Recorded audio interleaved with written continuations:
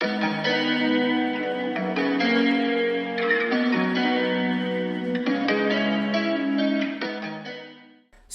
first thing that we're going to do, we're jumping into SmartScout here. So this is kind of just the home page, and we're going to come over here to the subcategories tool. So we're going to click that subcategories tool, and what we're going to see is every main category on Amazon, right? So there's 31 total categories on Amazon. Let me see if I can even move this up for you guys here, make that a little easier to see. So 31 total categories on Amazon, and what we're going to do is we're going to start poking around into some subcategories. So there's some categories in particular that I really like. One of them is tools and home improvement, one is sports and outdoors, one is automotive, one is industrial and scientific. And the reason I like these categories is because they're not sexy. They have a lot of really interesting niches that most sellers just skip over. At the end of the day, most Amazon sellers want to sell health and household. They want to sell electronics. They want to sell beauty. They want to sell pet, toys, right? All these kind of sexy categories, when in reality, there are so many profitable opportunities to be found in some of these other more niche subcategories. So what we're going to do is we are going to come over here to sports and outdoors. And guys, I'm going off the cuff here. I've not done this research yet. I'm doing this totally live. So we're going to do this sports and outdoors. Let's choose outdoor recreation. Let's choose cycling, and let's choose bikes. Okay, so right here, bikes is a $32 million per month subcategory. Now, within the bike subcategory, we see we've got lots of additional subcategories. We've got electric bicycles, we've got mountain bikes, we've got cruiser bikes, hybrid bikes, lots of interesting things here. Now, actually, I'm going to take a step back instead of looking at bikes as a subcategory, because most bikes are going to be very large, bulky, expensive to ship, probably not profitable to sell FBA for the most part. I'm actually going to come in here and click on, let's look at accessories. Let's actually look at cycling accessories, which is a $12.6 million subcategory, right?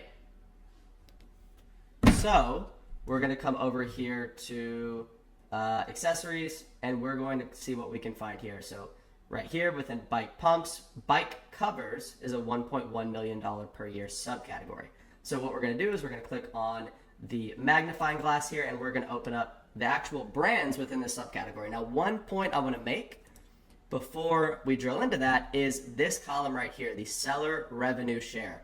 All right, so I want to pay close attention to this column, because what this column tells me is that this percentage is the percentage of the revenue in this subcategory that third-party sellers are capturing versus Amazon, right? So what this tells me is that bike covers is a $1.1 million per month subcategory, and these third-party sellers are getting 97.8% of that revenue.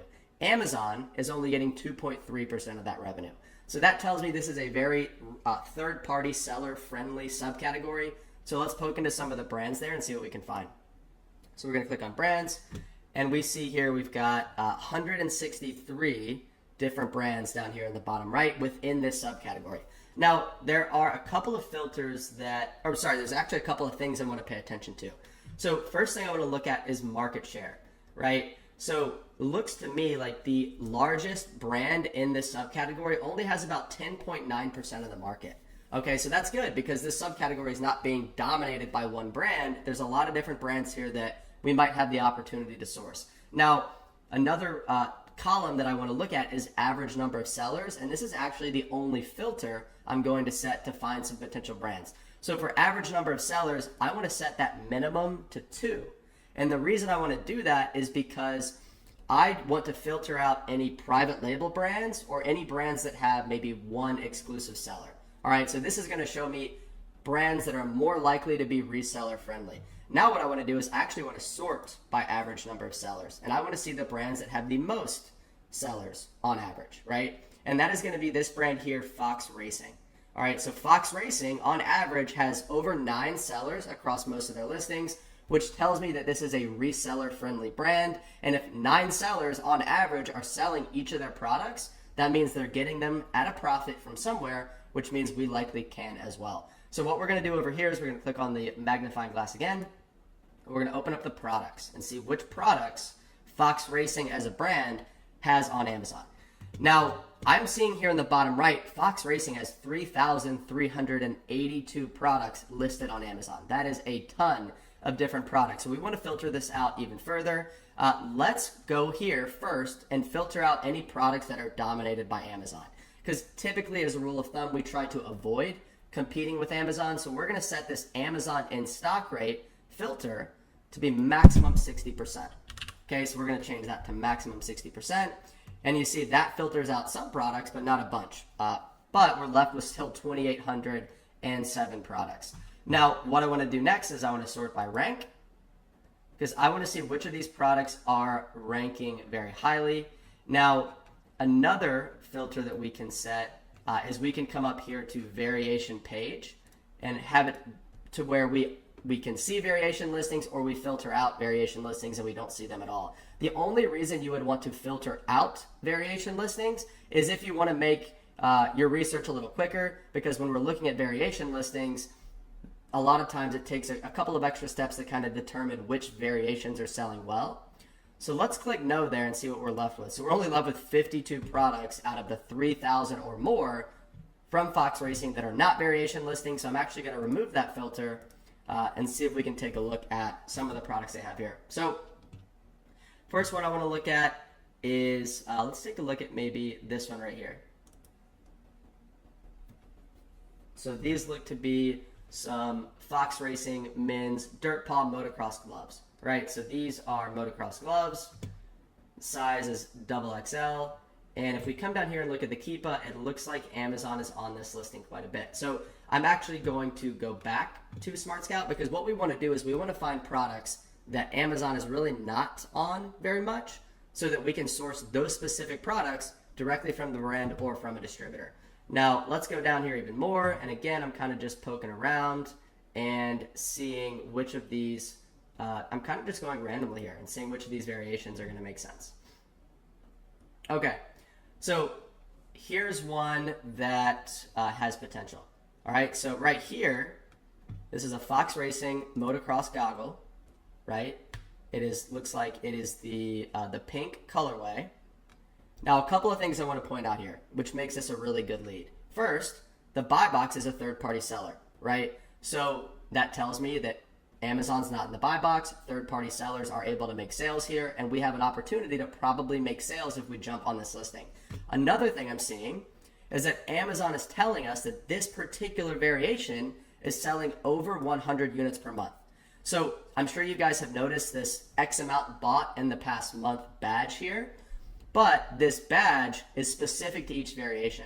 So, for example, if I click on the red, the number is going to be different, more than likely. So this red variation is selling over 50 per month, right? And the pink is selling over 100 per month. If we click on the black is selling over 200 per month. And this orange, is this orange? White and orange doesn't have a badge, so it's probably not selling as well as the other ones. But if we go back to the pink one that we landed on, looks like the price point is $34.95. Come down here and look at the Keepa. The price has been very steady, so more than likely this brand has a MAP policy in place, which states that you're not allowed to sell it under a certain price, and it looks like that price is $34.95. And when we look at the new offer count here, we do see quite a few sellers on this listing at any given time. So it peaked at around 16 sellers here. And as of today, there's only about 4 sellers on the listing. But the bottom line is there are multiple third-party sellers on this listing, which tells me that we have the opportunity to source this product at a profit from somewhere. We've just got to find a source. So now what I would do, having found a really solid lead here, is I would Google this brand. So it's Fox Racing. So I'd type in Fox Racing. And here is the website, it looks like. All right, so this just looks like their website. It's kind of like their storefront. So what I'm going to look for here is this become a dealer. This is exactly what I want to see, right? So some brands on their website are going to have like a wholesale tab or a reseller tab or something like become a dealer. This is exactly what we're looking for. Our goal is to become a dealer, which means a retailer of Fox Racing products.